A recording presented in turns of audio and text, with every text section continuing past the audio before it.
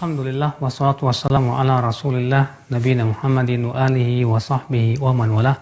Asyhadu an la ilaha illallah wa la syarikalah wa asyhadu anna Muhammadan abduhu wa rasuluh. Ketika kita mengusap khuf, yang kita usap bagian mana? Jawabnya bagian atas, bukan bagian bawah. Padahal yang menginjak najis dan kotorannya bagian bawah. Tapi kenapa yang diusap itu bagian atas? Ketika kita buang angin, kemudian kita berwudu, yang dicuci yang mana? Ternyata yang dicuci bukan pantat kan? Yang dicuci adalah tangan, wajah, kepala, demikian pula kaki. Coba deh kita pikirkan secara akal pikiran kita. Kira-kira masuk di akal nggak ya? Jawabnya mungkin kalau kita cerna-cerna sulit sekali. Nah, di sini kita mengambil sebuah faidah bahwa agama kita bukan berdasarkan ra'yu. Oleh karena itu, Ali bin Abi Thalib radhiyallahu anhu berkata, "Lau kana ad-dinu bir-ra'yi lakana asfal al-khuf aula bil mashi min a'la." Kalaulah agama ini berdasarkan kepada ra'yu, tentunya bagian bawah khuf lebih berhak untuk diusap daripada bagian atasnya. Walaqad ra'aitu Rasulullah SAW yamsahu dhahira khuffaihi. Tapi aku justru melihat Rasulullah SAW, kata Ali bin Abi Thalib, justru aku melihat Rasulullah SAW mengusap bagian atas khuf. Subhanallah, perkataan Ali bin Abi Thalib hendaknya kita renungkan baik-baik. Ya, kalaulah agama kita ini berdasarkan ra'yu, tentunya bagian bawah lebih berhak untuk dicuci atau diusap daripada bagian atas.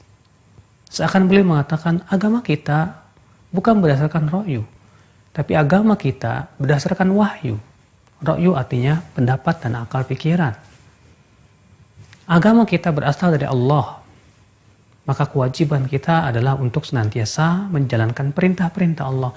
Walaupun secara ra'yu kita mungkin kita tidak bisa mencernanya.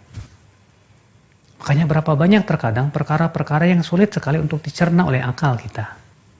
Tapi tentunya orang yang beriman dan bertakwa akan berkata sami'na wa ata'na. Kami mendengar, kami taat. Iya.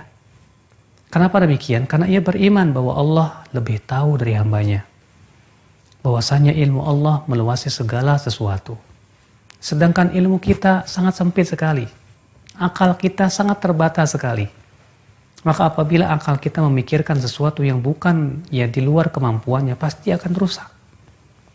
Maka kewajiban kita akal Islam di dalam hal beragama ini adalah kita senantiasa sami'na wa ata'na.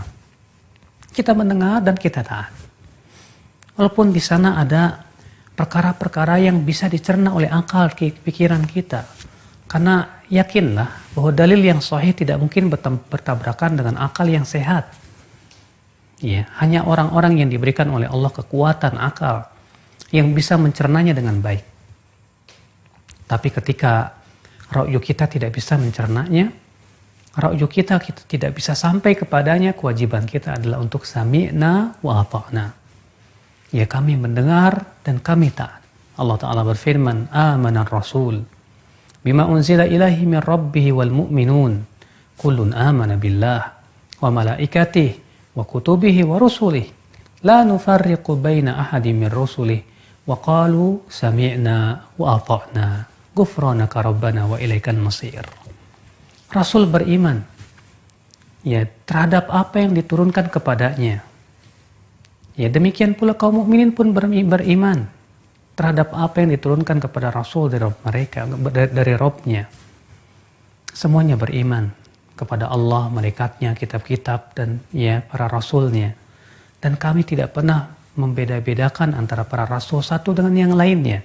Dan mereka pun berkata, sami'na wa ata'na. Kami mendengar, kami taat. Inilah jiwa yang hanif.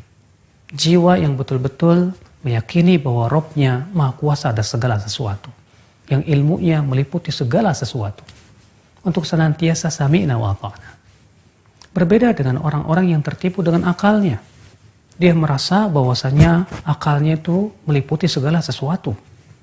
Sehingga akhirnya dia tolak wahyu dengan alasan katanya tidak masuk di akalnya.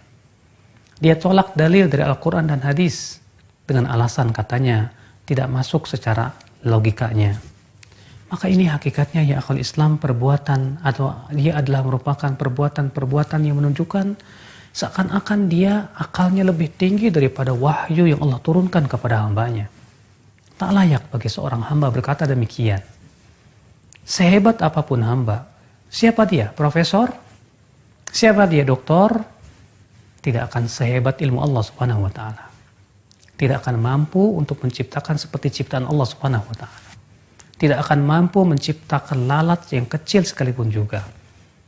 Kalau dia tidak mampu untuk itu, akal pun tidak akan mampu untuk mencerna terkadang apa yang Allah turunkan berupa syariatnya. Maka kewajiban kita adalah untuk senantiasa sami'na wa ata'na. Terlebih dalam perkara-perkara yang sifatnya gaib. Akan adanya adab kubur, akan adanya surga dan neraka, akan adanya sesuatu yang wajib kita imani. Ya, mungkin kalau kita pikirkan dengan akal pikiran kita sulit sekali untuk mencernanya. Makanya ya akhul Islam, agama kita tidak diletakkan pada akal manusia.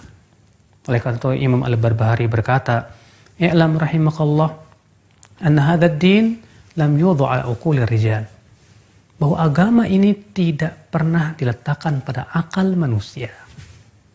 Akal manusia bukan parameter, tapi yang menjadi parameter adalah wahyu dari Allah Subhanahu wa taala. Sungguh luar biasa ucapan Ali bin Abi Thalib ini. Lau kana dinu birra'yi, kalaulah agama itu berdasarkan ra'yu, tentu bagian bawah khuf lebih berhak untuk dihapus daripada bagian atasnya. Tapi aku malah melihat Rasulullah SAW mencuci atau mengusap bagian atasnya dan tidak mengusap bawahnya. Maka ya akhul Islam, inilah jiwa seorang mukmin. Sami'na wa ata'na. Wabillahi taufiq. Subhanakallah bihamdik. Asyhadu an la ilaha illa anta astaghfiruka wa atubu ilaik. Assalamualaikum warahmatullahi wabarakatuh.